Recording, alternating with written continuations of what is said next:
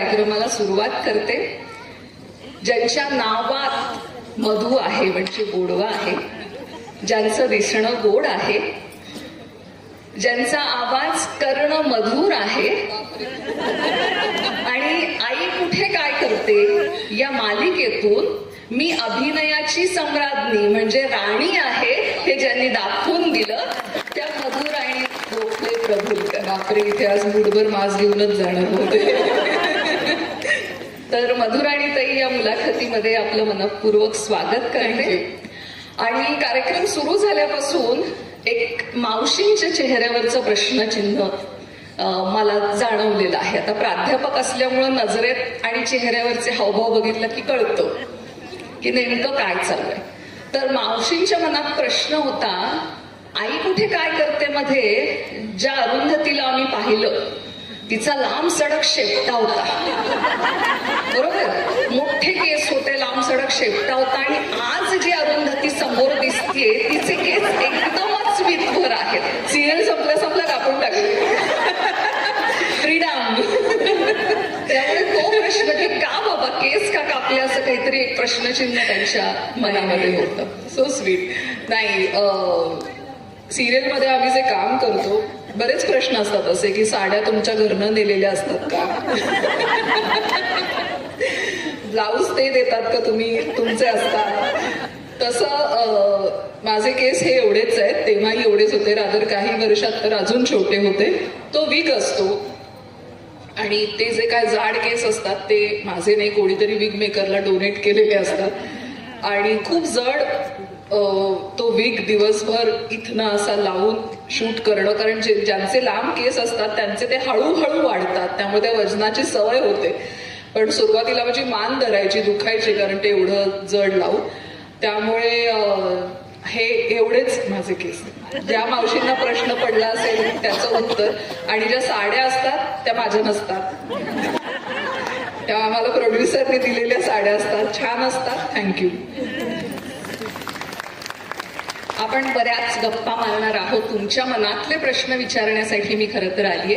पण माझ्या मनातला प्रश्न की जो आपल्या बालपणाशी निगडीत आहे की बालपण नेमकं कुठं गेलं, घरचं वातावरण नाटकामध्ये किंवा सिनेमांमध्ये वाहिन्यांमध्ये काम करण्यासाठी पोषक होतं का, आणि आई वडिलांची जडणघडणीमधली जी भूमिका होती तर त्या संदर्भात आम्हाला ऐकायला आवडेल. हो, माझं बालपण गेलं पुण्यात. माझा जन्मही भुसावळचा, कारण आई माझी भुसावळचं माहेर तिचं. पण तुळशीबाग माहित असेल तुम्हाला सगळ्यांना, पुण्यातली माहितीये का? हात वर करा बरं. अरे वा, तुळशीबाग एरिया सगळ्यांना माहिती. तुळशीबागेत आमचा वाडा होता. म्हणजे मी किती लकी असेल विचार करा की खाली उतरलं की सगळे टिकल्या, दागिने, चपलांची दुकानं, अशा वातावरणात मी वाढले. खाली उतरलं की समोर तुळशीबागेचा गणपती मोठा बसलेला असायचा. तो अशा वातावरणात वाड्यात टिपिकल लाकडी जिना आणि लाकडी तावदानं अशा पद्धतीने अशा वाड्यामध्ये मी राहिले. हुजूरपागा शाळेत होते. आणि मी जे काय आज आहे ते मी अभिमानाने आणि आदराने सांगेन की मी माझ्या आईचं प्रोडक्ट आहे. मला माझ्या आईने 100% घडवलं आणि मी भक्त होते, आजही आहे. तिने मला जे जे करायला सांगितलं मी ते केलं, शिकले, अभ्यास केला आणि म्हणून मी आज इथे आहे. आणि तिचे असंख्य गुण आज मी माझ्या रूपाने कॅरी करते असं म्हणेन. माझ्या आईचं कौतुक करायला मला आवडेल. भारतीताई, तिने सगळ्या आया करतात तसंच मला आणि माझ्या धाकट्या बहिणीला वाढवताना ती अत्यंत उत्तम शास्त्रीय संगीत गायिका. म्हणजे 10वीत असताना तिने शास्त्रीय संगीतात ती विशारद झाली होती. पण तिने पूर्ण संसाराला वाहून घेतलं, रियाज करत राहिली, शिकत राहिली. आणि तिला पाहिजे तसं प्लॅटफॉर्म मिळाला नाही किंवा तेवढे कार्यक्रम ती करू शकली नाही, कारण तिचा फोकस मुलांना वाढवणं, संसार आणि हा तिने ठरवून ठेवला होता. पण वयाच्या 65व्या वर्षी तिने शास्त्रीय संगीतात PhD केलं. आज ती डॉक्टर विद्या गोखले आहे. आणि ही चिकाटी, कुठल्याही कलेप्रती असलेली ही जी तळमळ आहे किंवा तिने नाटकात भाग घ्यायला, वक्तृत्व स्पर्धेत भाग घेण्यासाठी मला सतत प्रोत्साहन दिलं. किंवा मी संगीत दिग्दर्शन करते, सुंदर माझं घर या चित्रपटासाठी मी प्रोफेशनली संगीत दिग्दर्शन केलंय, श्रेया घोषाल गायली. तोही गुण माझ्यामध्ये हे मला आईने दाखवून दिला. आणि कवितांची आवड तिने मला लावली. गाणं शिकवायची ती मला जेव्हा तेव्हा ती त्यातली कविता मला उलगडून दाखवायची, म्हणून मला कवितांची आवड लागली. किंवा तिच्या हातचे खूप फटके खाल्ल्यामुळे आज माझं अक्षर चांगलं आहे. मगाशी कोणीतरी म्हटलं, तरी मी घाईत लिहिलं होतं, पण तरी माझं अक्षर चांगलं आहे. आणि 10वीला असताना अभ्यासाचंही महत्व तिने खूप पटवून दिलं. मला 89% होते. म्हणजे त्या काळात माझं 1% बोर्ड गेलं होतं. अजून थोडं आईचं ऐकलं असतं तर बोर्डात आले असते. पण नंतर मग मी आर्ट्सला गेले वगैरे, तो सगळा पुढचा प्रवास. पण ती स्वतः लहान असताना संगीत नाटकातनं कामं करायची, उत्तम गायची, कविता करायची. आणि हे सगळे गुण तिची खूप तळमळ होती की ते माझ्यामध्ये उतरावेत किंवा जर असतील तर ते बहरून यावेत. आणि मी आज जे काय करते त्याचं संपूर्ण श्रेय मी माझ्या आईला देते. गाणं घरात होतं, गाणं घरात होतं. अभिनय नव्हता. अभिनय आई करायची, पण खूप प्रोफेशनली नाही, संगीत नाटकात तिच्या गावापुरती असं. आणि तो काळ असा होता की तिने जरी अभिनय करायचं ठरवलं असतं तरी घरनं सपोर्ट मिळणं कठीण होतं. म्हणजे माझ्याही काळात मला ते कठीण गेलं तर तिला बिचारीला तो खूपच स्ट्रगल करायला लागलं असतं. त्यामुळे तिने गाणं हेच तिचं माध्यम धरलं.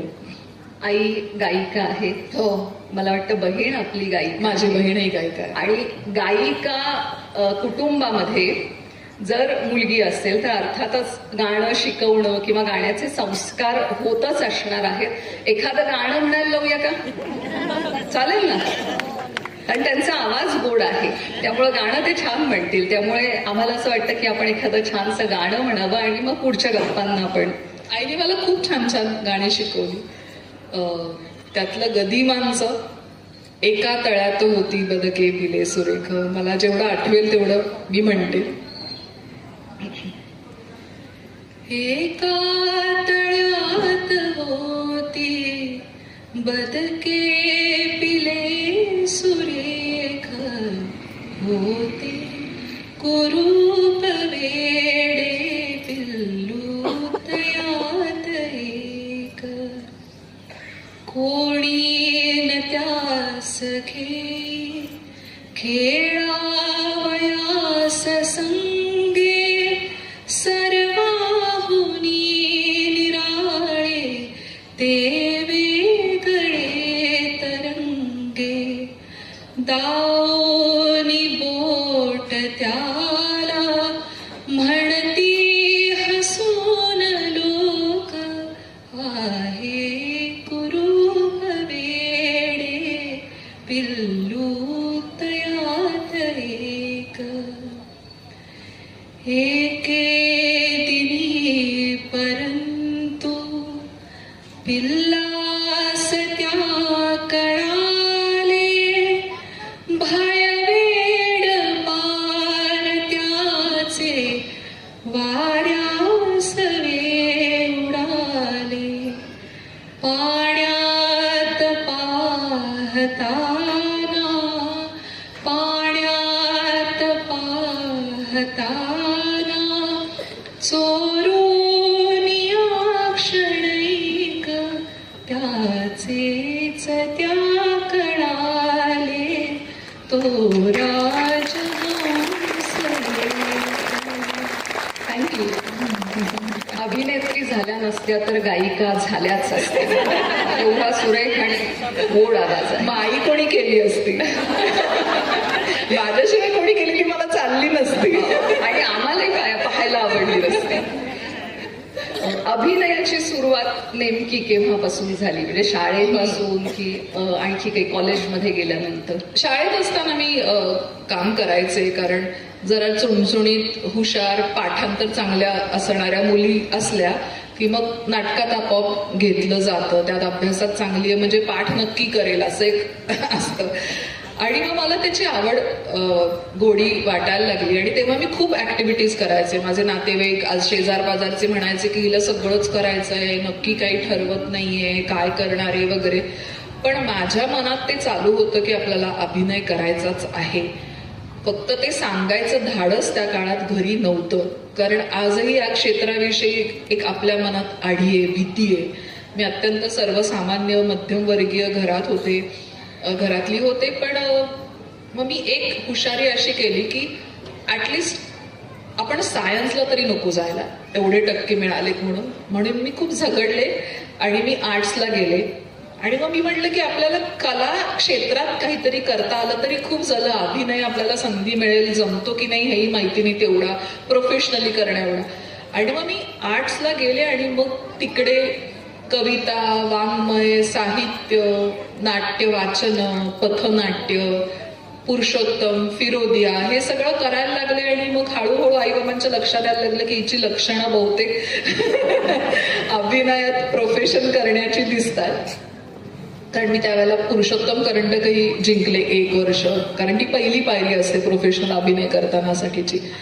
मग मी घरी सांगितलं की मला मुंबईला जायचंय, काम करायचंय. आणि बाबांचं तोपर्यंत मेंटल प्रिपरेशन झालं होतं. पण तेव्हा त्यांनी मला सांगितलं आणि तो खूप मोलाचा सल्ला दिला. ते म्हणाले की आपण साध्या कुटुंबातले होतो, संधी मिळेल नाही मिळेल माहिती नाही, आपल्याला इथे कुठे कोणी ओळखीचं नाही, वशिला नाही, काही माहिती नाही या क्षेत्राविषयी. सो तुला यातली आवड आहे तर इतरही काहीतरी शिकवून ठेव. म्हणून मी पुणे युनिव्हर्सिटीमध्ये मास कम्युनिकेशनचा कोर्सही केला. सो आपल्याला अभिनयात काही नाही करता आलं तर कमीत कमी डिरेक्शनमध्ये करू, रायटिंगमध्ये करू, एखाद्या चॅनलमध्ये जॉब करू, अशी मी तयारी करून ठेवली होती. इथे काही यंग मुली दिसत आहेत म्हणून मी त्यांना सांगू इच्छिते की आता या क्षेत्रामध्ये खूप काम आहेत, फक्त अभिनयच असं नाही.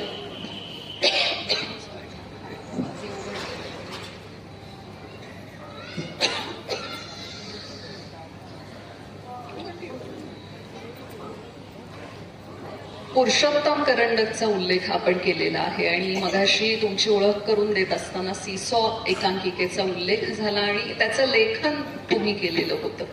तर अभिनयाचं वेड होतं, पण लेखन करावं आणि अभिनय पण त्याच्यामध्ये करावा आणि मग आपण ते जिंकायचंच आहे, तर हे कधीपासून डोक्यात आलं? मी ना खूप गो गेटर आहे, म्हणजे डोक्यात घेतलंय ते मला करायचंच असतं. म्हणजे त्याला काही मागे पुढे काही नसतं. आणि कला मंडळ नावाचा एक प्रकार असतो कॉलेजमध्ये, जे कला मंडळात असतात त्यांनाच ह्या स्पर्धांमध्ये भाग घेता येतो. आणि एका विशिष्ट स्पर्धेला माझं झालं होतं कला मंडळाशी भांडण. मी प्रेफरन्स द्यायचं, किती एकांकिका सादर करायला प्रेफरन्स द्यायचं. तर मग मी म्हटलं की आपणच लिहूया. आणि ती मी लिहिली आणि ती चांगली झाली. आमच्या प्रोफेसर्सना आवडली आणि ते म्हणाले कला मंडळ वगैरे काही नाही, तू तुझा ग्रुप तयार कर आणि एकांकिका कर. आणि मी त्यावर्षी तसं केलं. माझा काही ग्रुप वगैरे नव्हता. मी एक जण जमवला आणि त्यावर्षी ते नाटक केलं आणि ते खूप गाजलं. आजही अनेकांच्या लक्षात.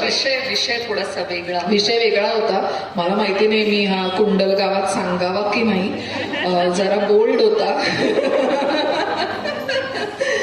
99 साली लिहिलेली गोष्ट आहे. मी सांगू का विषय? हो.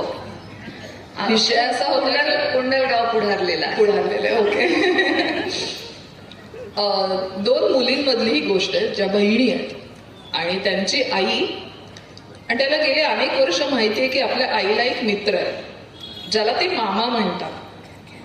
आणि पण नक्की या दोघांमधलं नातं काय हे त्यांना समजत नाही. आणि एक दिवस ती आई, वडील टूरला गेलेले असताना एक्झिबिशन म्हणून त्या मामाबरोबर जाते आणि पूर्ण रात्र घरी परत येत नाही. मोबाईल वगैरे नसलेला तो काळ. आणि त्यांना कळत नाही की आई गेलीये कुठे. आणि मग त्यांच्या मनात जो संभ्रम तयार होतो की एखाद्या स्त्री पुरुषामधलं नातं हे नक्की काय असतं. बाबा आज लग्न झालंय म्हणून तिला कुठला मित्र असू शकत नाही का, असू शकतो का, असावा का. आणि मग विवाहबाह्य संबंध आणि मग विवाह संस्था याविषयी त्या दोघी जणी त्या दोघी एक संपूर्णपणे ऑपोजिट पर्सनॅलिटीज आहेत. एकीची मतं वेगळी, दुसरीची अजून वेगळी. त्याच्यावर ते रात्रभर चर्चा करतात आणि ती चर्चा म्हणजे ते नाटक होतं. त्या काळात ते खूपच काळाच्या पुढचं होतंय, कदाचित आजही असेल.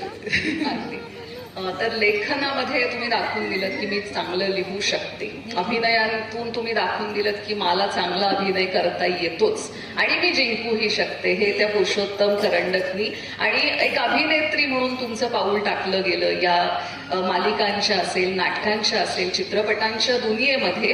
तर पहिला चित्रपट कुठला केला किंवा पहिलं नाटक चालून आलं का आणि ती मग भूमिका कशी मिळाली या संदर्भात ऐकायला आवडेल आम्हाला. पहिली माझी मालिका होती इंद्रधनुष्य. इथे काही जणांना आठवत असेल तर आशा काळे आणि त्यांच्या 6 मुली होतो आम्ही, अगदी झी मराठीवर जेव्हा अल्फा मराठी होतं तेव्हा ती मालिका मी केली. तुमचं आमचं सेम असतं नावाचं नाटक केलं. लेकरू नावाचा चित्रपट कॉलेजमध्ये असतानाच केला. पण ज्या चित्रपटाने मला घराघरात पोचवलं तो म्हणजे नवरा माझा नवसाचा. आणि त्याच्यानंतर अनेक वर्षांनी मी जेव्हा आई म्हणून लोकांच्या समोर आले तेव्हा खूप मीम्स तयार झाले की अरे ही ती विजय आहे, अरे ती विजय आहे असं. कारण मधल्या काळात मी बरंच वेगवेगळं काही करत होते, त्यामुळे लोकांसमोर एवढ्या प्रकर्षाने आले नव्हते. कारण बक्षीस जिंकल्यानंतर आणि नाटक आणि चित्रपट केल्यानंतर, वाहिनीवरती मालिकांमध्ये काम केल्यानंतर काही काळापुरती मधुराणी कुठंतरी गुप्त झालेली आहे, अशी एक स्टेज आलेली होती. पण मधुराणी आम्हाला जाहिरातींमध्ये भेटत राहायची. तर मग जाहिरातीचं माध्यम मालिका चित्रपटांपेक्षा जास्त आवडीचं होतं का? मी म्हणलं ना की मला जे स्वप्न पडलं ते आपण करायचंच, हे अशी माझी काय म्हणतात त्याला, माझा स्वभाव आहे तो. सो टेलिव्हिजन नवीन आले होते आणि तेव्हा त्या जाहिराती लागायच्या वेगवेगळ्या, रेणुका शहाणे वगैरे त्याच्यामध्ये मॉडेल असायच्या, बरेच असायचे. आणि म्हणायचं की यार मला जाहिराती करायच्या, इच्छा आहे. तेव्हा ती अशी मिणमिणती कुठेतरी इच्छा होती.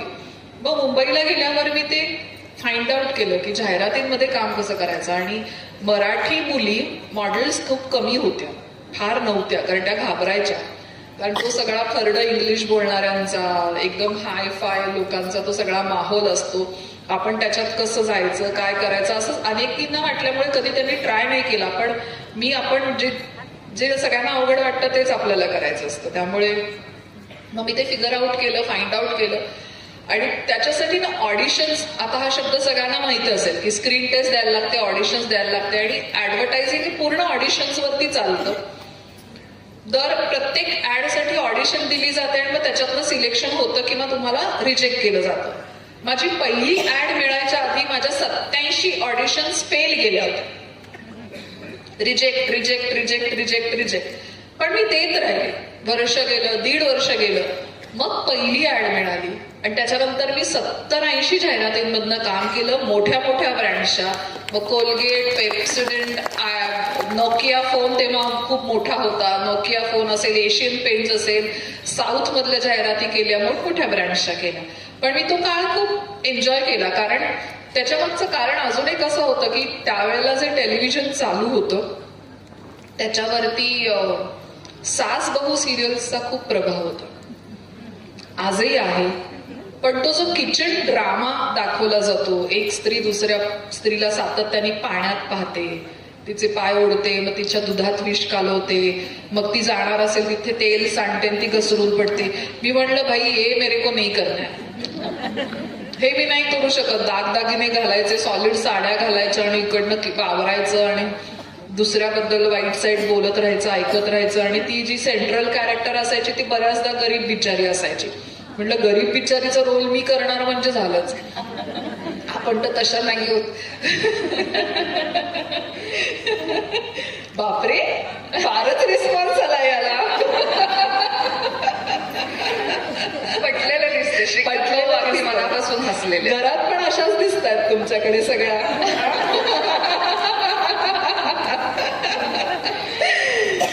आणि त्यामुळे मालिकांपेक्षा त्यावेळेला जाहिराती करणं मी जास्त प्रेफर केलं. अगदी.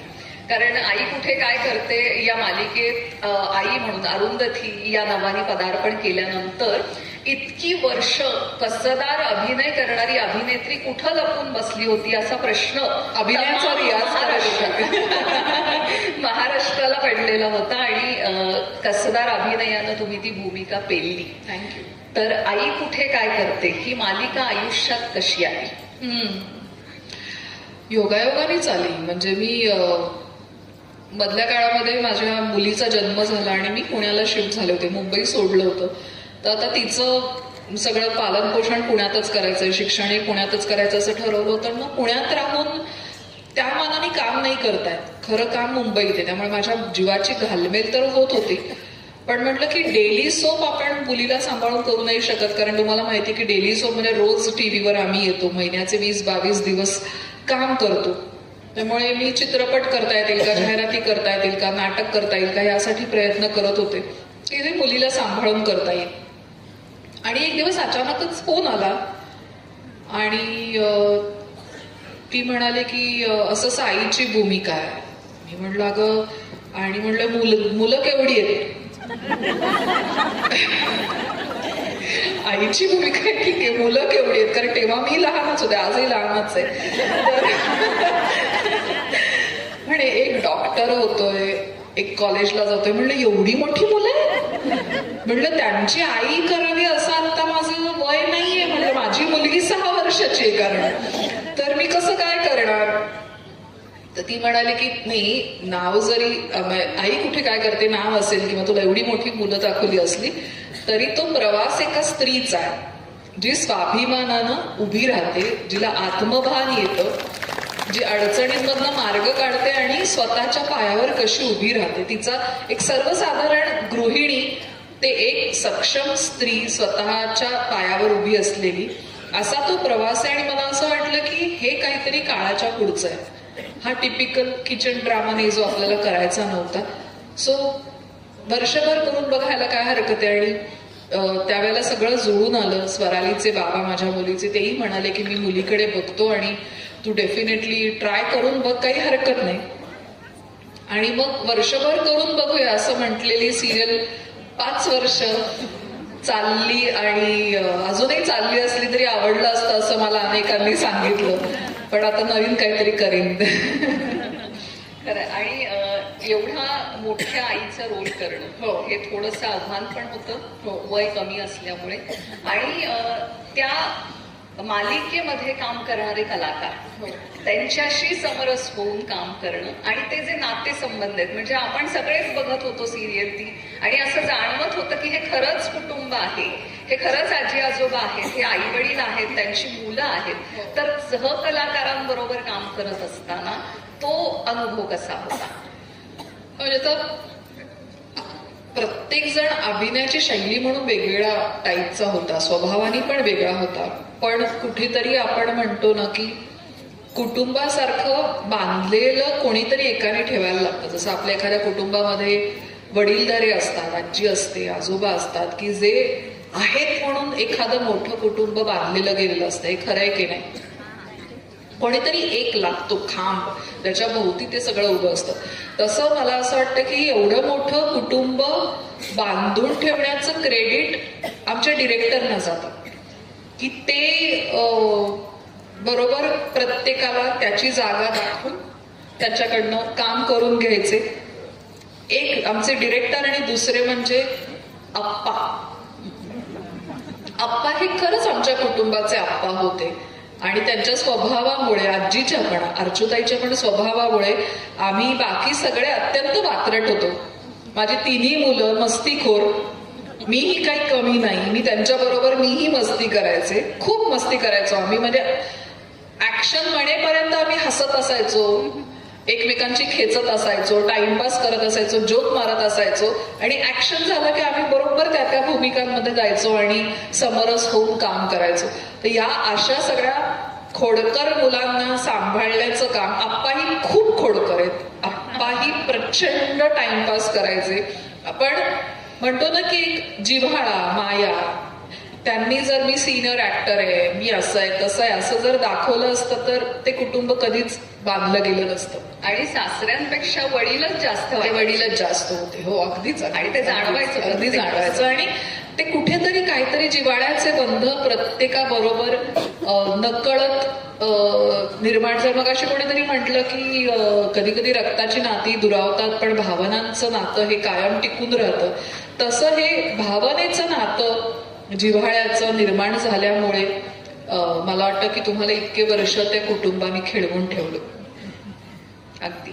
आणि ते कुटुंब सगळ्या महाराष्ट्राचं कुटुंब झालं आणि महाराष्ट्राची आई म्हणून तुम्ही नावारूपाला आलात की ते आई पण आज तागात टिकून आहे. हे महिला मोठ्या संख्येने उपस्थित आहे काही त्याच्या जणी उभ्या आहेत ते बघून मला खरंच वाईट वाटतंय. बसायला मिळालंय का तुम्हाला? नाही का? उभ्याच आहात. भिंत तरी मिळाली का टेकायला? काही कट्टा बिट्टा तरी आहे का तिथे? हा, अरे यार, इकडे खुर्च्या आहेत बरं की रिकाम्या. उभ्या असणाऱ्या महिलांना विनंती करते की आपण इकडे येऊन बसावं. बऱ्याच वेळेला ना सिरियल बघत असताना आपल्याला वाटतं की किती अर्ध्या तासाची सिरियल किती छान चालू आहे, पण त्याचे रिटेक्स असतात आणि कितीतरी वेळानंतर तो टेक ओके होतो आणि मग आपल्याला ती नेमकी प्रोसेस काय असते? बापरे. आम्हाला एक एपिसोड शूट करायला साधारणपणे एक अख्खा दिवस लागतो. म्हणजे तुम्ही जर 24 एपिसोड बघत असाल तर आम्ही त्याचं शूटिंग 26 दिवस करतो. कारण तुम्हाला दिसतं की ते पटपट पटपट एडिट होऊन येतं, पण तसं नसतं. ते लाईट्स, कॅमेरा, तो अँगल ठरवायला लागतो, आम्हाला मुवमेंट्स द्यायला लागतात. नाटक बसवल्यासारखं ते सगळं केलं जातं. आणि एकदा ते नाटक बसलं की तुम्हाला माहित असेल आता की कधी कधी सगळी पात्र एका वेळेला फ्रेममध्ये दिसतात, कधी कधी कोणाचा तरी क्लोजअप असतो, कधी कधी एखाद्याचा शोल्डर असतो आणि त्या शोल्डरवरनं क्लोजअप असतो. तर हे सगळं प्रत्येक वेळेला कॅमेराचा अँगल बदलून आम्हाला तो एकच सीन कमीत कमी 4 ते 5 वेळेला करायला लागतो. ते सगळे डायलॉग पुन्हा पुन्हा म्हणायला लागतात आणि त्याच इंटेन्सिटीनी, त्याच इमोशन्सनी ते करायला लागतात. तेव्हा कुठे त्याचा एक सीन बनतो. ते नाटकासारखं शूट होत नाही. आपण नाटक बघितलं असेल सगळ्यांनी, तर एकसारखं ते सलग असतं, तसं शूट होत नाही. अगदी. गप्पा पुढे चालू राहणार आहेत. फरमाईश आलेली आहे. बापरे. तर 28 युगांचं एकटेपण, जी आपली वामनगी कविता आहे, तर त्याची फरमाईश आलेली आहे. तर ती कविता सादर करावी, मग आपण पुढे गप्पा. कोणी फरमाईश केली? इकडून. अरे बापरे, विठ्ठलाने फरमाईश केली. देवळात गेलो होतो मध्ये, तिथं विठ्ठल काही दिसेना. रखमाई शेजारी नुसतीच वीट. मी म्हणलं राहिलं रखमाई तर रखमाई, कोणाच्या तरी पायावर डोकं ठेवायचं. पायावर ठेवलेलं डोकं काढून घेतलं, पुढं मागं आपल्यालाच लागेल म्हणून. आणि जाता जाता सहज रखमाईला म्हणालो, विटू कुठं गेला? दिसत नाही. ती म्हणाली, कुठे गेला म्हणजे? उभा असेल की माझ्या उजव्या अंगाला. मी पुन्हा एकदा बघितलं खात्री करून घ्यायला आणि म्हणालो, नाही तिथे कोणी नाही. तर म्हणते, नाकासमोर बघण्यात जन्म गेला, बाजूच मला जरा कमीच दिसत. दगडासारखी झाली मान, अगदी धरली व इकडची तिकडं जरा होत नाही. कधी जातो, कधी येतो, कुठं जातो, काय करतो, मला काही ठाऊक नाही. आषाढी कार्तिकीला इतके लोक येतात नेहमी, मला कधीच कसं कोणी सांगितलं नाही. आज एकदमच मला भेटायला धावून आलं. 28 युगांचं एकटेपण आज एकदमच मला भेटायला धावून आलं. 28 युगांचं. तर फरमाईशीचा विषय झाला आणि खूप छान सादरीकरण केलं आपण. आणि कुंडलला जोडून ठेवणारा एक धागा म्हणजे आमचे श्रीकांत भाऊ माने. तर श्रीकांत भाऊंच्या आग्रहामुळे आज मुलाखत घेण्याचा योग आलेला आहे कुंडलमध्ये. आणि मगाशी त्यांनी उल्लेख केला की युट्यूबच्या माध्यमातून आपण कवितेचं पान नावाचं सदर चालवता. आणि कविता कितीही नाही म्हटलं तरी आपल्या आयुष्याचा अविभाज्य घटक आहे. म्हणजे कधी कधी कवितेचा हात लहानपणी सुटतो, तरुणपणी पुन्हा हातात येतो, म्हातारपणी पुन्हा असं वाटायला लागतं कविता आपल्या आयुष्यात यायला हवी. आणि मधुराणीताईंचं सादरीकरण ऐकल्यानंतर कविता वाचन थांबूच नाही असं वाटतं.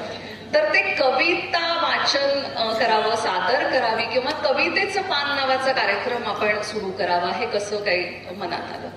कविता म्हटल्यावर तुमच्या डोळ्यात पाणी आलं, ते बघून मला गहीवरून आलं.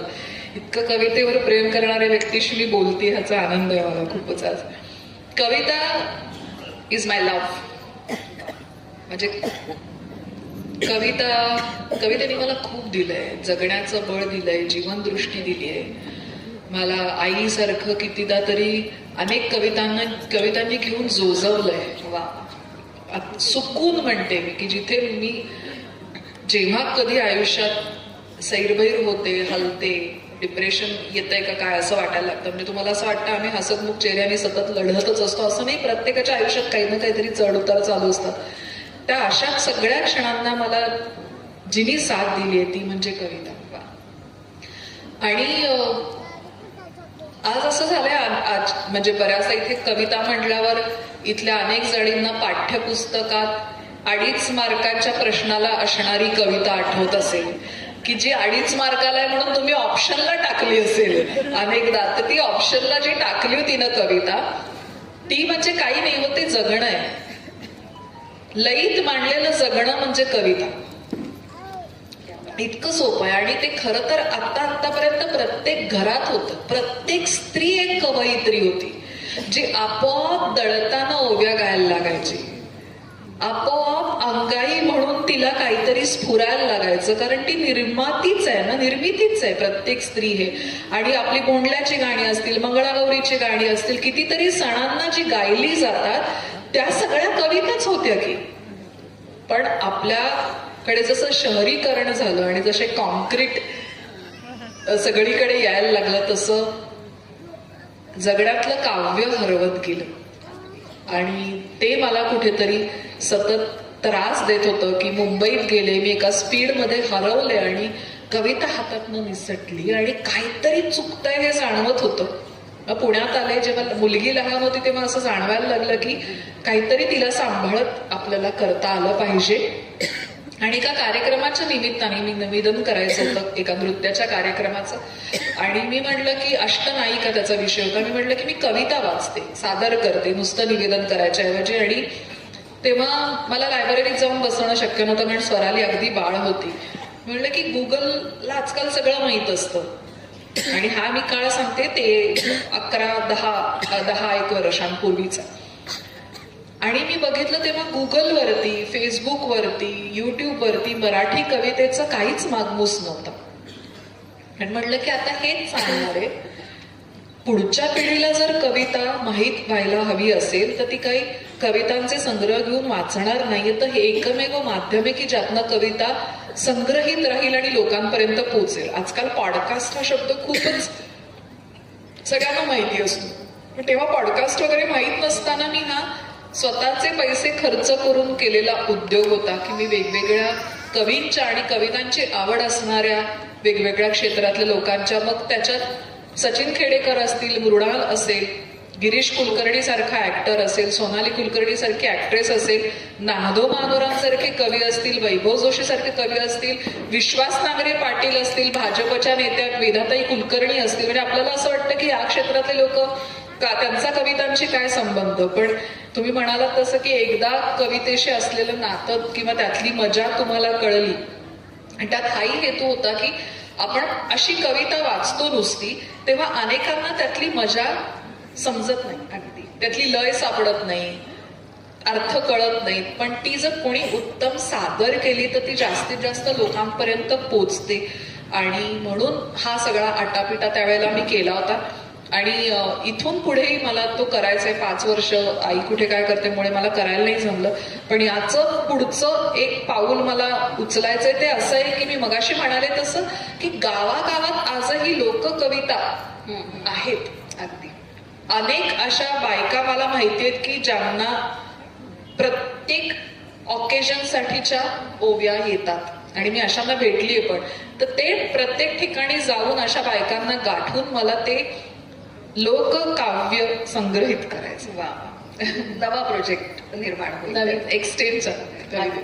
खूप छान. आणि रंगपंढरीच्या माध्यमातून तुम्ही मुलाखती पण घेत होता की मला नेहमी असं वाटतं की 10 पुस्तकं वाचण्यापेक्षा ना एखाद्या माणसाला वाचलं ना तर ते 10 पुस्तकं वाचल्याचं समाधान मिळत असतं.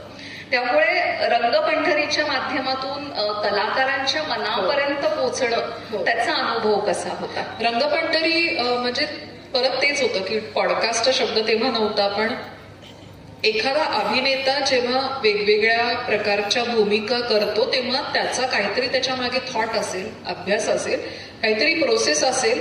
ती प्रोसेस संग्रहित ठेवावी आणि ती त्याच्या तोंडून यावी, हा त्याचा उद्देश होता. आणि मला असं वाटतं की मी काय आई कुठे काय करते मध्ये जो काही बरा अभिनय केला असेल त्याचं बरंचसं श्रेय हे रंगपंढरीला जातं. कारण त्यावेळेला मला इतक्या मोठमोठ्या ऍक्टर्सचा जवळून सहवास मिळाला आणि त्यांची अभिनयाची प्रोसेस समजून घेता आली आणि ती कुठेतरी माझ्यामध्ये उतरली, म्हणून त्याचा फायदा मला आई कुठे काय करताना झाला. अगदी आहे. आणि कवितांचा उल्लेख मगाशी झाला. संजीवनी बोकील कवयित्री आहेत, त्यांचं एक सुरेख वाक्य आठवतंय मला. त्या असं म्हणतात की जेव्हा वेदनांचे बाण बाहेर वळतात, मी सांगते, संवेदनांच्या बाणाची टोकं जेव्हा बाहेर वळतात तेव्हा जखमा होतात आणि आत वळतात तेव्हा कविता होते. तर कविता जगणं आणि अभिवाचनाच्या माध्यमातून ती मूळ रूपात भावनेसह पोचवणं हा एक अतिशय सुंदर असा अनुभव असतो. आणि महाराष्ट्राचे ख्यातनाम कवी संजय चौधरी त्यांच्याशी बोलताना ते आवर्जून मधुराणींचा उल्लेख करतात आणि ते म्हणतात की अर्चना, माझ्या कवितांना लोकांपर्यंत, त्यांच्या काळजापर्यंत पोहोचवण्याचं काम जर कोणी केलं असेल तर मधुराणी गोखले प्रभुरीकर यांनी. तर अशा पद्धतीनं कविता ऐकायला आवडतील. दुसरी फरमाईश घेऊ आणि आपण पुढे वळू. काय फरमाईश कुठून येत आहे? फरमाईशी जरा इकडूनच येत आहेत, इकडूनच येत आहेत. इकडून कोणाची फरमाईश दिसत नाहीये, म्हणजे त्यांना तुम्हाला ऐकायचं आहे. हे फरमाईश करतात, काही हरकत नाही. ऐकत नाही. ऐकताय ना, तर फक्त फरमाईशीच काय करायचं याचा विचार करताय. गझल सादर करावी, एक होकार दे. हो, मगाशी उल्लेख केला. कुठे गेले ते ज्यांना हवी ऐकायचे? बरं, त्यांनी माझी ओळख कमी करून दिली आणि ओळख करून देताना फरमाईशच जास्त केली असं माझं मत आहे.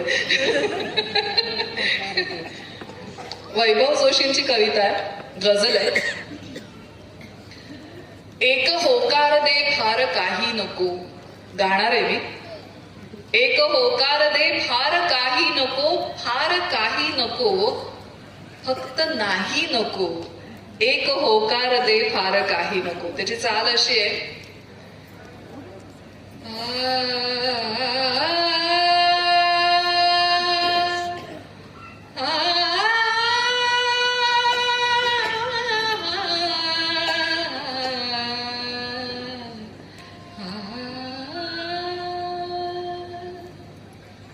एक होकार दे फार काही नको, फार काही नको, फक्त नाही नको. एक होकार दे. चंद्राची कोर होती, त्यातला एक शेर ऐकवते माझा लाडका. भेटणी हीच कोजागिरी,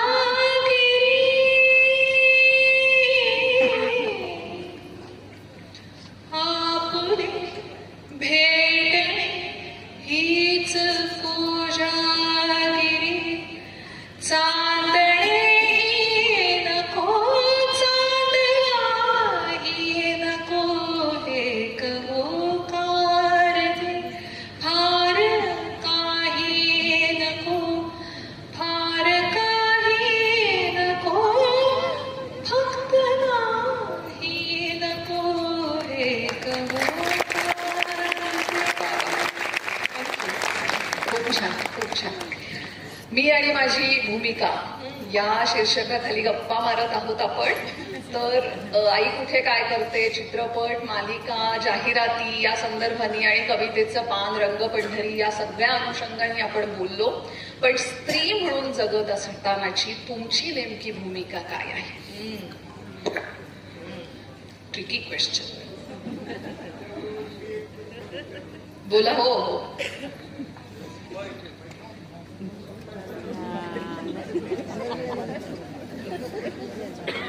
आपल्या मालिकेच्या माध्यमातून जगातली सगळ्यात अवघड भूमिका आपण पार पाडलेली आहे. मग आजकालच्या मालिकाचे निर्माते स्त्रियांच्या अत्याचारावरती 100% भर का देतात? आणि तुम्हाला ते बरं वाटतं का तुमची भूमिका बरी वाटती? तुम्ही नक्की कोण आहात? जे काय तुमच्या भूमिकेशी तुम्ही खरोखर समरस आहात का? आणि निर्माते मग 100% स्त्रियांच्या वरती अत्याचार घडवून आणतात, मालिका सादर करतात. त्याच्यापैकी तुम्हाला कुठला विषय आवडतो? तुमचं म्हणणं मला कळलं आणि मी अशी मला वाटतं मी त्याच्यात उत्तर दिलं की सतत अन्याय सहन करणारी स्त्री टेलिव्हिजनवरनं दाखवणं याला माझा निषेध आहे. हे मला मान्य नाही. आणि ही जर आईची भूमिका करताना अर्थातच अरुंधती जोपर्यंत तिच्या डोळ्यांवरती पट्टी होती, तिला काय चाललंय आपल्या आजूबाजूला हे समजत नव्हतं, तेव्हा ती बिचारीच होती. पण जेव्हा तिला लक्षात आलं तेव्हा ती ज्या पद्धतीने उभी राहिली आणि लढली, तर मला असं वाटतं की मधुराणी म्हणून मी नेहमी अरुंधतीकडनं शिकतच आलीये की आपण आपलं बळ कसं गोळा करायचं आणि आपल्याला जे योग्य वाटतं त्यासाठी लढा द्यायला लागला तरी चालेल, पण ते आपण करत राहायलाच पाहिजे. म्हणजे लढे म्हणजे जाऊन कुठे धरणं धरलं पाहिजे आणि सत्याग्रह केला पाहिजे असं नाहीये. आपले पर्सनल लेवलवर पण अनेक लढे असतात. आज मला अनेक स्त्रिया येऊन सांगतात की मी आधी अरुंधती सारखीच होते, मी घरात एकही शब्द बोलायचे नाही, पण मला अरुंधतीने प्रेरणा दिली आणि मी नाही म्हणायला शिकले. मी माझं मत मांडायला शिकले. मला काय आवडतं, मला काय पटतं, मलाही मत आहे, माझंही काहीतरी म्हणणं आहे, ते असतं ह्याची जाणीवच नसते हो कुटुंबांमध्ये. किती लेवलवरती स्त्रियांना गृहीत धरलं जातं त्याला काही सुमारच नाही. म्हणजे कधी काय झालं, अडचण आली तर पहिला त्याग कोणी करायचा तर तो त्या घरातल्या स्त्रीनी. मग तो नोकरीचा असेल, तिच्या छंदांचा असेल, तिच्या आवडीनिवडीचा असेल, पण तो तिने करायचा. आणि आपणही त्याच्यामध्ये महानता समजत आलो की हे आपण केलं म्हणजे आपण भारी. कोण नाही आपल्याला पदक देत आपण सहन केलं आणि त्याग केला म्हणून. आपण एकदा सहन केलं की आपल्याला जास्तीत जास्त गृहीतच धरलं जातं.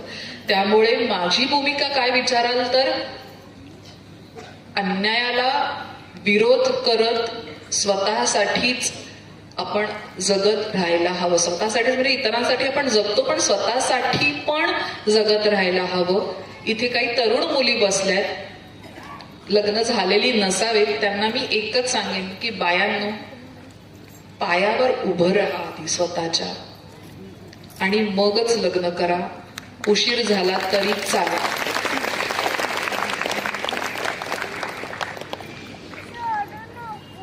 ₹10 व ₹100 कोणाही समोर हात पसरायला लागता कामा नयेत. माहेरचे पैसे आपण माहेर सोडलं की आपले नसतात. किती काही म्हणा, असतात का? खरं सांगा महेंद्रप्पा.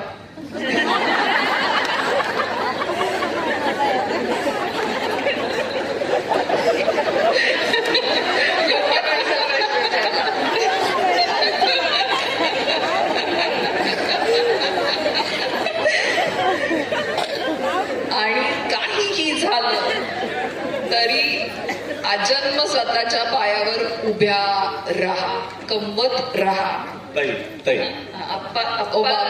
सॉरी, मी असंच विचारलं होतं. काही चुकलं असेल तर माफ करा. हॅलो, मी पैशावर प्रेम करणारा माणूस नाही, माणूस किंवा प्रेम करणारा माणूस.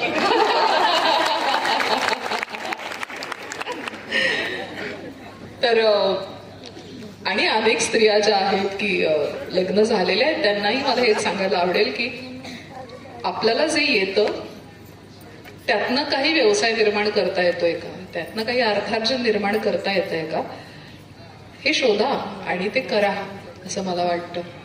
आणि आधी स्वतःचा रिस्पेक्ट आपण ठेवायला सुरुवात करा की मग आजूबाजूला सगळेच ठेवतात. बरोबर आहे की नाही? अगदी महत्वाचा मुद्दा मांडलात आपण आणि तीच तुमच्या जगण्याची भूमिका आहे असं मला वाटायला लागलेलं आहे. आणि जसं डॉक्टर बाबासाहेब आंबेडकर म्हणतात की अन्याय करणाऱ्यापेक्षा अन्याय सहन करणारा जास्त दोषी असतो. खरंय. तर ती जी गोष्ट आहे ती अन्यायाला विरोध करायला सुरुवात केली तर कुठंतरी आपण स्वतःचं स्वत्व अहो हा निर्माण अन्याय आहे हेच स्त्रियांना माहित नसतं. नवरा मारत असला तरी त्याचं माझ्यावर प्रेम आहे, मारू दे असं म्हणणाऱ्या स्त्रिया आहेत त्या जगात. तर काय करणार, मारतोय हात तर लावतोय असं म्हणणाऱ्या स्त्रिया आहेत. हा अन्याय आहे हेच जर कळत नसेल, अगदी छोटे छोटे असतात पण ते डिसरिस्पेक्ट असतात, ते अपमान असतात, त्याच्याकडे आपण दुर्लक्ष करतो. तर स्वतःसाठी उभं राहा. स्वतःसाठी उभं राहिलं पाहिजे आणि स्वतःवर प्रेम करायलाही शिकलं पाहिजे. Absolutely. तर डान्सर साईज नावाचा एक वेगळा प्रयोग तुम्ही केला होता, तर त्या संदर्भात कुंडलकरांना ऐकायला आवडेल. नेमकी काय संकल्पना होती आणि तुम्हाला काय साध्य करायचं होतं त्यातून? डान्सर साईज नावाची एक ऍक्टिव्हिटी मी सुरू केली होती 9-10 साली. मला लहानपणी डान्स शिकायचा होता आणि माझ्या घरातनं परवानगी नव्हती. तर म्हटलं की माझ्यासारख्या अशा अनेक जणी असतील की ज्यांना आता 40 नंतर का होईना पण पुन्हा एकदा नाचावंसं वाटेल. आणि त्या स्त्रियांसाठी मी डान्सर साईज नावाचं एक्सरसाइज म्हणजे कॉन्सेप्ट सुरू केली होती. आणि त्याच्यात 1000 बायका बॉलिवूडच्या गाण्यांवरती स्टेजवर नाचलेल्या आतापर्यंत. आणि गंमत सांगते की त्याच्यात योगाही होतं. 2 दिवस योगा, 3 दिवस डान्स असा तो फॉर्मॅट होता. आणि अनेक बायकांचे अनेक आजार त्यातनं बरे झाले. म्हणजे वेट लॉस तर झालाच, डायबिटीसच्या गोळ्या गेल्या, बीपी गेलं. कारण नाचणं इतकी सुंदर आहे आणि तेवढी साधी गोष्टही आपण करत नाही रोजच्या जगण्यामध्ये. त्याच्याबद्दल पण आपण ऑकवर्ड असतो, नाही हे काय म्हणतील ते काय म्हणतील, आता या वयात कुठे डान्स क्लास जॉईन केलास. पण ते सगळे बंधनं तोडून वेगवेगळ्या वयाच्या बायका यायच्या आणि तेव्हा त्यांच्या चेहऱ्यावर जो आनंद असायचा नाचताना, तो मला असं वाटतं मी जे काही आज करते ते सगळे त्या 1000 बायकांचे आशीर्वाद आहेत असंच मी म्हणेन. आणि मला वाटतं बायका प्रत्येक गोष्टीमध्ये कॉम्प्रोमाइज करत असतात की फिरायला जायचंय मग स्वयंपाक कोण करणार, बरोबर, जेवायला वाढायचं आहे मग मी कधी एक्सरसाइज करणार. तर हे डान्सर साईज हे त्याचं चांगलं ऑप्शन म्हणून आपण त्याच्याकडे नक्कीच पाहू शकतो. आणि महिलांच्या या सगळ्या गोष्टींचा विचार करत असताना, एक महिला म्हणून जगत असताना, अन्यायाला विरोध करण्याची मानसिकता स्वतःमध्ये निर्माण करत असताना, नेमकं महिलांनी या पुढच्या काळामध्ये येणारी जी नवीन आव्हानं आहेत किंवा मुलींनी कोणत्या दृष्टिकोनातून पाहिलं पाहिजे. कारण नैराश्याने घेरलेला महाराष्ट्र आज आपल्याला दिसतो आहे. म्हणजे 43% युवक ज्यांच्या हातामध्ये कामच नाही, तर अशा युवक आणि युवतींना बेरोजगारीला सामोरं जावं लागणार आहे. तर त्या परिस्थितीमध्ये आपल्या मनाचा जो विकास आहे किंवा आपल्या मनावर नियंत्रण ठेवणं आहे, तर त्या संदर्भामध्ये म्हणजे तुम्ही मेडिटेशन करता, तुम्ही मानसिक आरोग्यासाठी काम करता, तर तो सल्ला नेमका काय असणार आहे? हो, म्हणजे आजूबाजूला पाहिलं तर परिस्थिती खूप सकारात्मक आहे असं नाहीये. काही बाबतीत अत्यंत काळजीचंच रूप आहे की शिक्षण आहे पण नोकरी नाहीये आणि नैराश्य आहे. पण असंच आहे की मी म्हणेन की आपल्याकडे आतापर्यंत फक्त कन्व्हेन्शनल शिक्षणालाच महत्व दिलं गेलं आहे की 10वी झाली की मग 12वी व्हायचं, मग एकच काहीतरी करायचं, मग इंजिनियर तरी व्हायचं, मग त्याच क्षेत्रात पुढे जायचं. पण आता मला असं वाटतं की मुलांनी किंवा मुलींनी वेगवेगळं शिकत राहणं सायमल्टेनियसली हे गरजेचं आहे. कारण कंटिन्युअसली चेंजिंग AI येत आहे, अनेक गोष्टी येत आहेत, विस्तीर्ण होत चाललंय सगळं, अनेक क्षेत्र ओपन होत जात आहेत. तर एकच काहीतरी करण्यापेक्षा अनेक गोष्टी जर एका वेळेला शिकल्या तर कदाचित ह्याच्यातनं काहीतरी मार्ग सापडू शकेल. की ठीक आहे, नोकरी नाही मिळते तर मला ही गोष्ट येते, बाबा मला बॉडी बिल्डिंगची आवड आहे तर मग मी जिमचा ट्रेनर होतो आणि आता कशाची लाज कोणालाही वाटत नाही आणि ते करायला हवं. आणि मानसिक आरोग्य, मला असं वाटतं की तुमच्यातली पॉझिटिव्हिटी, रेझिलियन्स हाच एकमेव भाग आहे की जो तुम्हाला पुढे नेणार आहे आणि तारून नेणार आहे. सो माझा भर हा अफर्मेशन्स वरती आणि मेडिटेशन वरती खूप आहे. आणि मला असं वाटतं की मी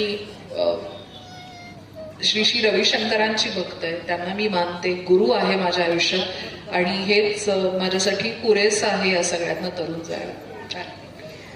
आता थोडस फॅन असतात आपल्याला, बरोबर? आपण अभिनेत्री आहोत, सेलिब्रिटी आहोत म्हटलं की आपल्याला वेगवेगळे अनुभव येत असतात. तर लक्षात राहिलेला आणि आम्हाला सगळ्यांना ऐकायला आवडेल असा एखादा अनुभव आपण सांगावा. हो, असे खूपच अनुभव येतात. म्हणजे काय, काही इमोशनल करणारे असतात, काही मजेशीर असतात. त्या दिवशी मी लक्ष्मी रोडला शॉपिंगला गेले होते माझ्या मुलीला घेऊन, आणि एक बाई आली आणि तिच्या खांद्यावर एक बाळ होतं आणि मला म्हणाली की माझी मुलगी तुमची खूप मोठी फॅन आहे.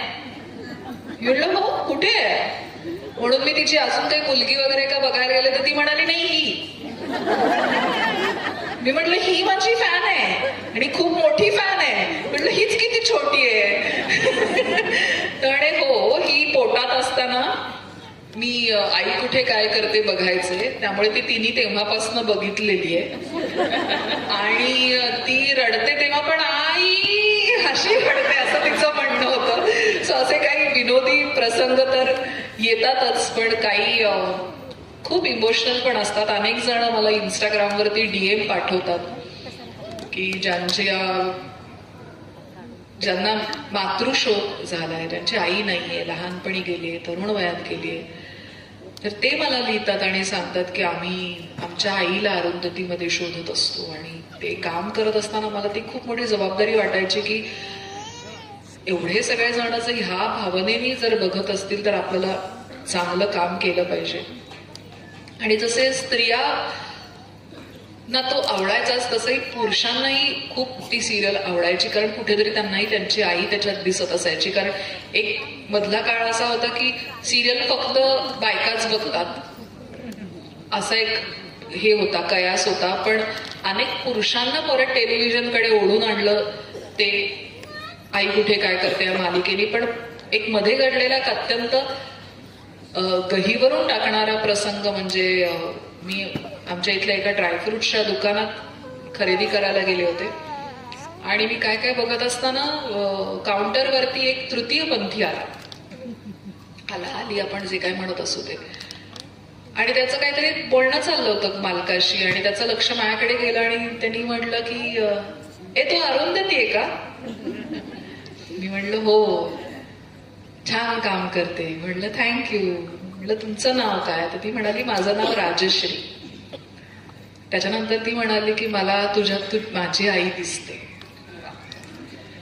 आणि ते माझ्यासाठी फार फार हेलावून टाकणार होतं, कारण आपण जे आयुष्य जगतो आणि ही मंडळी जे आयुष्य जगतात त्याच्यात खूप मोठी तफावत असते हो. त्यांचं कुटुंब, त्यांची आई त्यांच्यापासून फार तुटलेली असते. त्यांना त्यांच्या समाजात, त्यांच्या कुटुंबामध्ये सामावूनही घेतलं जात नाही. त्या बाईनी, त्या तृतीयपंथी महिलेनी किती वर्षांपूर्वी आईचा चेहरा बघितला असेल त्यावेळेला, ह्याला काही सुमारच नाही. अनेक जण त्यातली घरातनं पळून गेलेली असतात, शहरात आलेली असतात, त्यांना गावाकडे घराकडे परत घेतलं जात नाही, विचारलं जात नाही, असा त्यांचा प्रवास असतो. आणि आज त्या महिलेला तिच्या आईची आठवण माझ्याकडे बघून यावी आणि मला ते खूप गहिवरून आलं. अगदी खूपच गैवरून टाकणारा प्रसंग होता. आई कुठे काय करते मालिका संपलेली आहे आणि आता पुढे मधुराणी ताई आपल्याला कुठल्या मालिकेतून दिसणार आहे किंवा कुठलं नाटक घेऊन भेटीला येणार आहे किंवा कुठल्या चित्रपटाच्या निर्मितीमध्ये व्यस्त आहे किंवा कुठल्या गाण्याच्या कंपोजिंग मध्ये व्यस्त आहे, हे आम्हाला जाणून घ्यायचं आहे. तर सध्या तर 1च महिना झाला मी आराम करते, कारण 5 वर्ष नॉनस्टॉप काम केलंय. पण एका प्रोजेक्टवरती काम करते, नाटक आहे ते, त्याचं नाव आहे ज्याचा त्याचा विठ्ठल. आध्यात्मिक नाटक आहे, स्पिरिच्युअल, आणि ते जानेवारी एंड फेब्रुवारीपर्यंत तुमच्या समोर येईल. चित्रपटासाठी एका स्क्रिप्टवरती काम करते, काही चित्रपटांची बोलणी चालली आहे आणि एका मोठ्या संस्थेने मला संपर्क केला मीडिया अकॅडमीसाठी आणि त्यांच्याशी बोलणी चालू आहेत. कदाचित मीडिया अकॅडमी स्वतःची सुरू करेन किंवा तसा काहीतरी विचार आहे, सगळं जुळून आलं तर. त्यामुळे नाटक, चित्रपट आणि मालिका अशा तिन्ही रूपामध्ये तुमची आणि आमची लवकरच भेट होईल अशी आशा व्यक्त करते. आणि रॅपिड फायर राऊंड एक आपण घेत आहोत शेवटी. बरं. तर मी काही प्रश्न काढलेले आहेत, पण अट एकच आहे की उत्तर देताना 2 ओळी का हे त्याच्या पलीकडे एक्सप्लेनेशन हवं आहे. म्हणजे Okay. कशासाठी, का बाबा, याचं उत्तर मिळालं की मग आम्हाला तो प्रश्न आणि त्याचं उत्तर जास्त पटेल. प्रयत्न करेन. पहिला प्रश्न, मुंबई की पुणे? मुंबई कर्मभूमी आहे. अच्छा, आय लव्ह द स्पीड. भयंकर आवडते मला मुंबई. म्हणजे स्पीड कमी झालं की मग थोडंसं बोर होतं मला. मला तिथली पॅशन प्रचंड आवडते आणि मला अभिमान आहे हे सांगायला की मी नुकतंच मुंबईमध्ये स्वतःचं घर घेतलं पार्ल्यामध्ये. अभिनंदन. कारण मुंबई मेरी जान आहे. अरुंधती की मधुराणी? अरुंधती साकारणारी मधुराणी. किती छान उत्तर दिलं, दोन्ही आवडत. नाटक की चित्रपट? सध्या मी ज्या फेज मध्ये आहे तर मला असं वाटतं की नाटक. कारण लाईव्ह खूप वर्षात काही केलेलं नाहीये आणि नाटक जे तुम्हाला पुन्हा एकदा घडवतं ते काही अद्वितीयच असतं. बाकी मग मला चित्रपट, वेब सिरीज हे सगळीच माध्यमं करायचीच आहेत आणि त्यासाठी माझे प्रयत्न चालूच आहेत. पण आत्ता मला काय करावं असं वाटतंय विचारलं तर नाटक. ओके. जाहिराती की मालिका? हा, आई कुठे काय करते सारखी आली तर मालिका, नाही तर जाहिराती छान आहे. कवितेचं पान की रंगपंढरी? कवितेचं मान. कविता. कविता त्याला काही मजाच म्हणजे. आवडता चित्रपट आणि का आवडतो हे पण सांगायचंय. हा, बापरे, खूप आहे. बापरे, असं सांगायचं झालं तर मला इराणी चित्रपट द सेपरेशन आवडतो. चायनीज चित्रपट पॅरासाइट आवडतो. नंतर मॅडिसन काउंटी आवडतो. इंग्लिश. पण आता हिंदी सांगायला गेलं तर मला तर रिसेंटली मी स्वराली बरोबर पाहिला म्हणून इंग्लिश श्रीदेवीचा आला होता, तो मला खूप आवडतो. नंतर आत्ता आलेला लापता लेडीज मला खूप आवडला. तारे जमीन पर मला आवडतो. मला लगान आवडतो. जुने पण अनेक चित्रपट आवडतात. असं खूप आहे. स्मिता पाटीलशी काही कनेक्टिव्हिटी आहे का? म्हणजे मला नेहमी वाटत आलंय बरं का की मी मधुराणींना जेव्हा बघते तेव्हा मला झाक दिसते स्मिता पाटील. बापरे, खूपच आणि आवडतं. मला असं वाटतं की स्मिता पाटील यांनी ज्या भूमिका केल्या तर त्यातली एखादी भूमिका करायला मिळाली तर कुठली भूमिका करायला आवडेल तुम्हाला? उंबरठा मधली आणि अर्थ मधली दोन्ही किती एकदम वेगळ्या शेडच्या आहेत आणि तुमच्या तोंडात साखर पडो, तुमच्या सगळ्या इच्छा पूर्ण होत्यात ही पण हो. आवडता चित्रपट? झालं की सांगितलं. आवडता अभिनेता? अभिनेता इरफान खान. त्याचा कुठला चित्रपट आवडला जास्त? मला मकबूल आवडतो. नंतर पिक्को आवडतो. खूप आवडतात. ओके. आणि आवडती अभिनेत्री? स्मिता पाटील अर्थात. कोंकणा सेन शर्मा आवडते मला खूपच व्हर्सटाईल ऍक्ट्रेस आहे. आणि मला दीपिका पदुकोण खूप आवडते. अच्छा. नाटकाचा उल्लेख केलात की नाटक रिटेकला चान्स देत नाही आणि म्हणूनच ते प्रभावी असतं म्हणून नाटक आवडतं. तर असं कुठलं नाटक आहे की ज्या नाटकाने खूप प्रभाव टाकलेला आहे, म्हणजे लेखनापासून ते अभिनयापर्यंत तुम्ही काम न केलेलं? चार चौघी.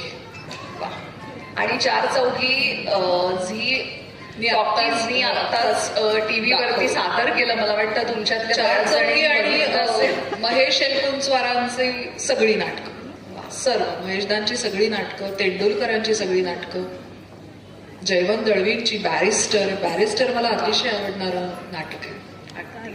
आणि तुमची आवडती भूमिका. आता भूमिकेबद्दल आपण बोलत आहोत गेले तासभर. तर ज्या ज्या भूमिका केल्या त्या भूमिकांकडे मागे वळून पाहिल्यानंतर ही भूमिका माझ्या काळजाच्या जवळची आहे असं वाटतं. खरं सांगू का मनापासून, खऱ्या आयुष्यातली माझ्या मुलीची आईची भूमिका मला निभवायला खूप आवडतं.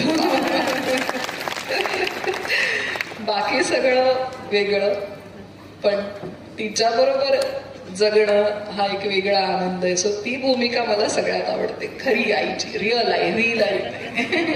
अगदी. आणि मला वाटतं आई म्हणून जगणं जे आहे ते लाख मोलाचं आहे. अगदी खरं.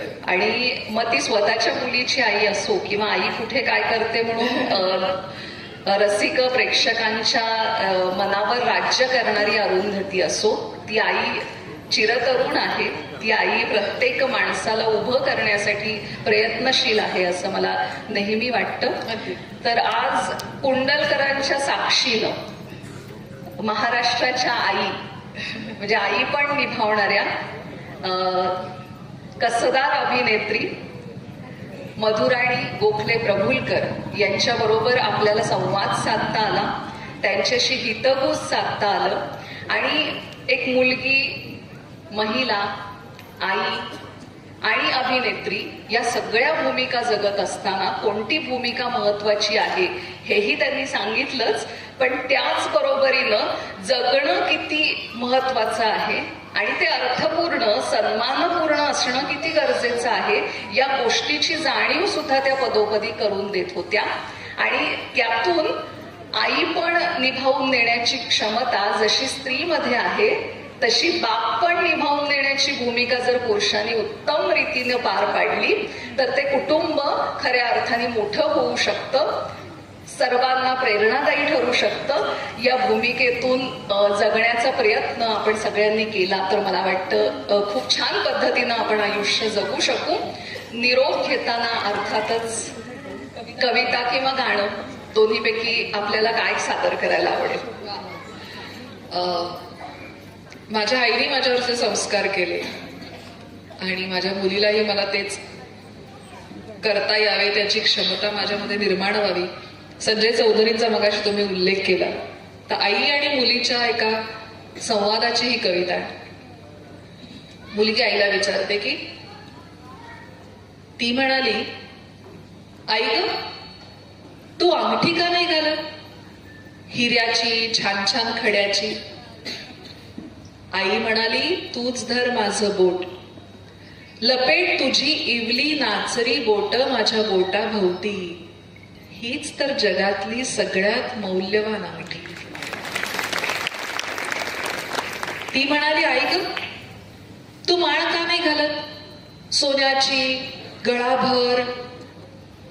आई म्हणाली, बछड्या तूच मार माझ्या गळ्याला घट्ट मिठी आणि धडधडू दे तुझं इवलं हृदय माझ्या वक्षावर, यापेक्षा मौल्यवान नाही बरं दुसरा कुठला दागिना.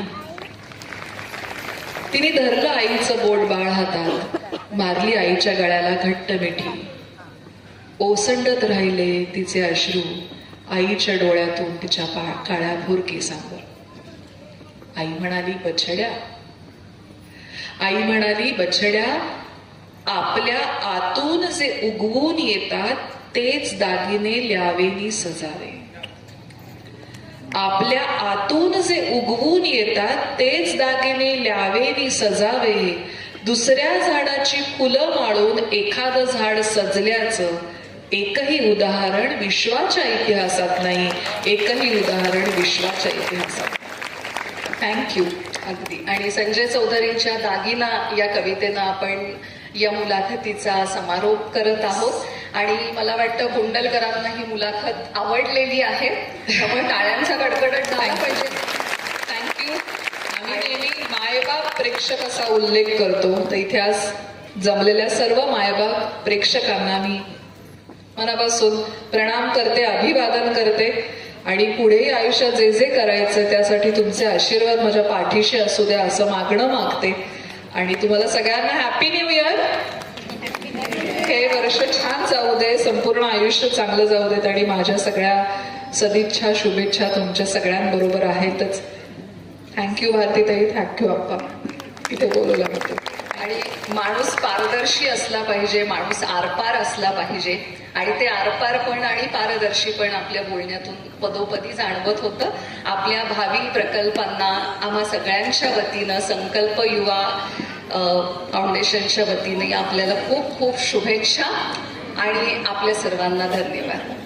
धन्यवाद. मुलाखतीची मैफिल खरं तर संपले, मैफिल जरी शब्द नाही संपलेले, राहू द्या रसिका ध्यानात इथे सारे ऐकलेले.